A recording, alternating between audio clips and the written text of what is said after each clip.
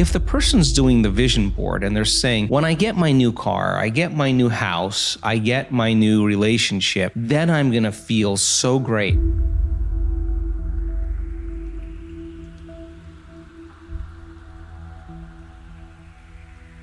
They're believing their outer world has to change in order for them to feel better. There's no effect of drawing the experience to you with that way.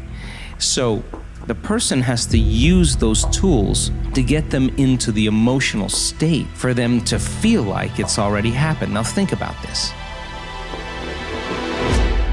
If you get up from a creative process and you feel grateful, you feel a love for life, you feel a joy for existence, you feel a passion for the moment, you will not be looking for your future because you'll feel like it's already happened. It's the moment that we start feeling those self-limiting emotions that we feel separation, and then we start looking for it again. Well, then, if you're waiting, you're not creating, you're in separation again. So then, whatever it takes for you to move into a state of being. And what is a state of being? Thoughts are the vocabulary of the brain. Feelings are the vocabulary of your body.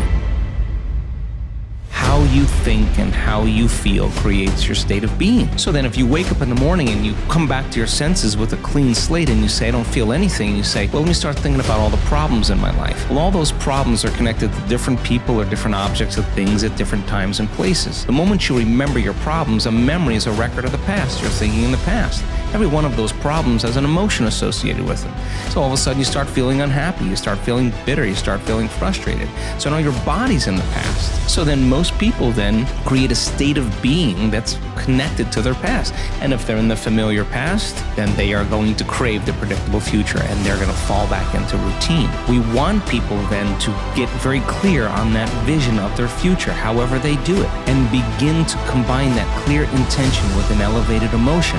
And the stronger the emotion they feel from the vision they're creating, the more altered they feel inside of them, the more they're going to pay attention to the pictures in their mind.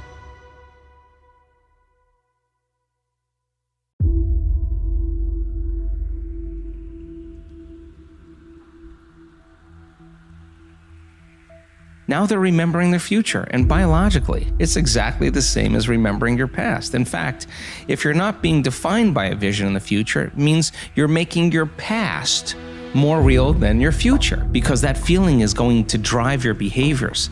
It's going to drive more of those thoughts. And when you feel that feeling and it's visceral, no person, no thing, no experience will stand in the way between you and that vision, and you will be initiated by the universe into wealth. You will be initiated into health.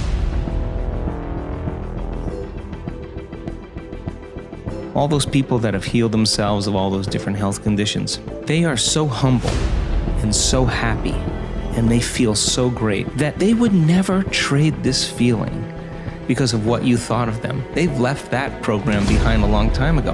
They actually don't care how you think of them. They actually are so happy with themselves that they're no longer dependent on anything outside of them. Now, I think that's a really important moment, because that's the moment we give people permission in our lives to do the same, right? And I think that more and more people are beginning to figure that out.